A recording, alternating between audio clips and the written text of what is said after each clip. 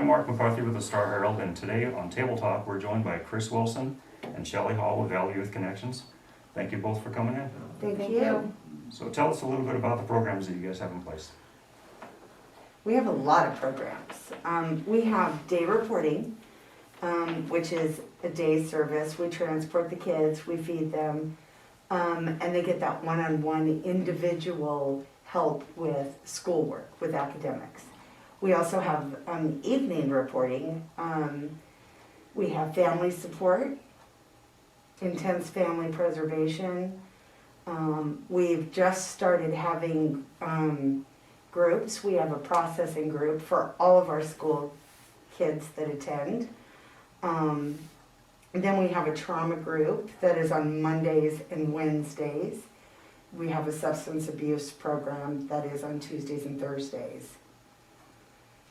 That's just starting this week. We have a substance abuse counselor that runs that, and then we have a licensed mental health therapist that does the rest of our groups that we're just getting off the ground right now. So what age group are you typically dealing with, and how do kids get referred into the program? 10 to 18, and they can be referred by the school, probation, parent placement, DHHS. That's it. Every different way. Yeah. Okay. What are your primary goals in the program, and what do you consider to be a success story? Well, our success story is each one of those kids. We do farm to table on Fridays, and I think that that's such a success for us that the kids are able to give back to the community, and they love. There was a Friday we didn't do it, and the kids were actually a little upset. They love doing that. So watching the kids come with absolute Fs to bringing their grades up to A's, B's, and C's, that is our huge success. And each kid has their own different things that they need to work on. And so, I mean, if it's just, that's great to get their grades up. That's a huge success. But if it's just, even I need to work on just a relationship with my parents at home, and we can build that great, better rapport that they have at home. That's a huge step in their lives. And so we work on all different life skills with the kids, and anything that we can help them in their lives, and even with their parents at home.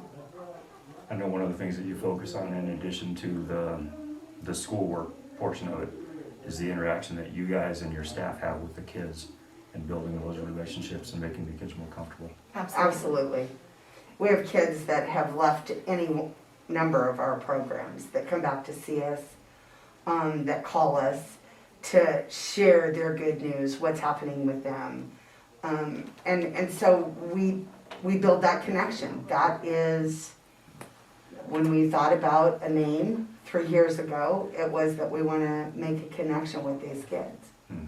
And we do. Tell me the story again about how the two of you actually became involved in this. Well, we both worked for different companies, and she was a nurse, so I had met her years ago when she took care of my kids at the peds clinic. We happened to work together for another company, and we just felt that it was a huge need in this community to go beyond what we were doing. And that's what we did. Was we started the company, we talked about it, we went and saw the bank, we had a business plan, and within 5 days of that, we were renting the building that we're in now. And how's the community support been for you? Oh. Huge. This is a great community. Whenever we need something, we shout out on Facebook, or just word of mouth, and the community is there for Valley Youth Connections and there for the youth. Mm-hmm. It's a great community.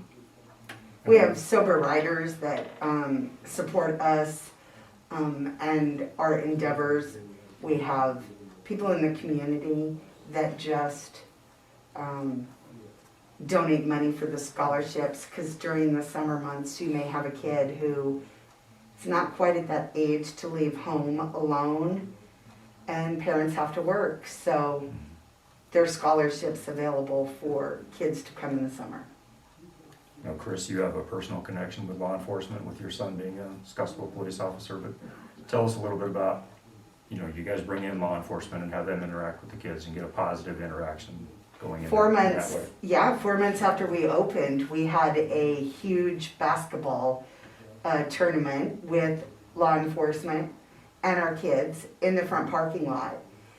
We've held several dodgeball tournaments. The kids love that interaction. We have law enforcement stop in just to visit with the kids, so they have that positive interaction. How important is that to the kids that are in your program and kids in general? Very important, because a lot of the kids have negative interactions, or they just see law enforcement as negative people, and so to have them just stop in and sit down with them and visit with them, or just come in not in their uniform just to visit with them or help them with their homework or whatever, is a great thing for them to do. You mentioned a little bit about the farm to table program, but tell us a little bit more about that. What is it, and how can people get involved in that? Well, we were approached because there is a need for food during this time. And so we began partnering with Northville Church to deliver baskets. We started with 50, and now Cashway out of North Platte calls us anytime they have extras or a day that they can't get a hold of someone, and we just set it out and deliver it. Our kids love delivering it to each car. Yes. So, Jim, actually, they're from Kearney, and they, Oh, no, no. yeah, and they call, and we're up to 600 every Friday that we give out, and we usually unload the truck by hand. They send a driver, and she's great. She's a gal, Carla, and we unload it. It's getting to where it's pretty hard to unload that truck. We have a shout out at Facebook right now that we would really love to have a forklift to help unload that the next few Fridays. We have about 3 Fridays left of the food that we have, and then we're going to do something in March, April, and May, and we don't know what that is as of yet. Cashway is trying to put something together.